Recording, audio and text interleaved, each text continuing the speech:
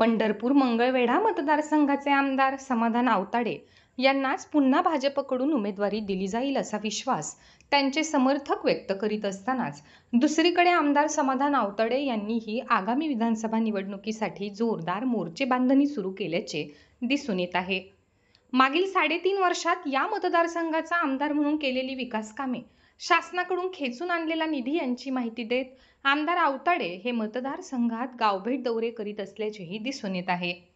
तर मतदारसंघातील महिला भगिनींशी संवाद साधण्याच्या हेतूने मागील काही दिवसांपासून आमदार आवताडे हे रक्षाबंधन सोहळ्याचे आयोजन करीत असल्याचे दिसून येत आहे। आज पंढरपूर शहरातील श्रीराम मंगल कार्यालय, इसबावी, संत मीराबाई मठ, कैकाडी मठ परिसर व शनेश्वर मठ, सांगोला रोड या ठिकाणी रक्षाबंधन सोहळ्याचे आयोजन करण्यात आले। यावेळी कुटुंबातील एक सदस्य भाऊ म्हणून माता भगिनींच्या प्रत्येक अडचणी सोडवू अशी ग्वाही देताना दिसून आले।